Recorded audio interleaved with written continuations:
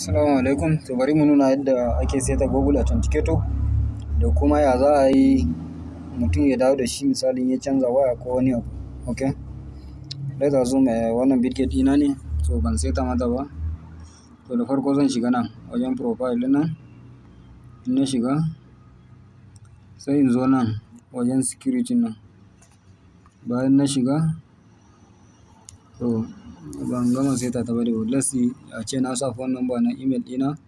Sai in zo nan kun ga Google Authenticator nan. Sai in taɓa shi, sai in zo in taɓa wannan next ɗin nan. Okay. Ina taɓa shi zai kawo min wannan abu. Zai kawo min wannan abu. Okay, sai in copy wannan abun dai.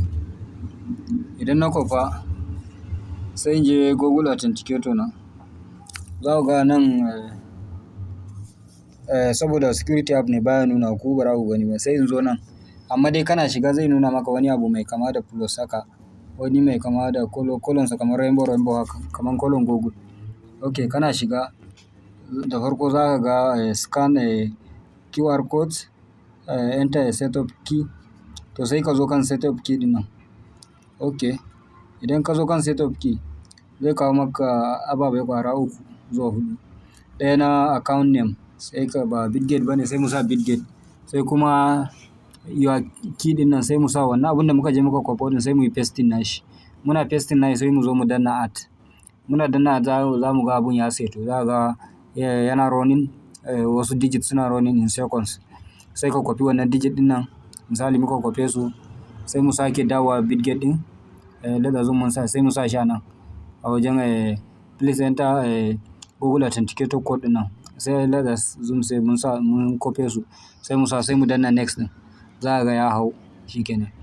To idan misali mutum ya canza waya ko wani abu, to wannan abun da ka je ka kwafo ɗin nan, wannan lambobin, mutum zai iya adana su a wani waje haka.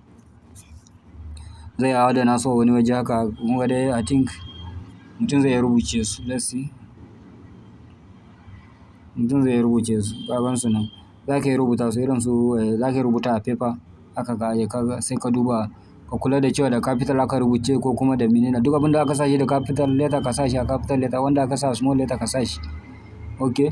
To duk ranar da ko ka canza waya ko kuma kana so ka yi accessing na Google Authenticator ka wani waya daban, kawai kana sauke Google Authenticator ɗin ka bi the same process.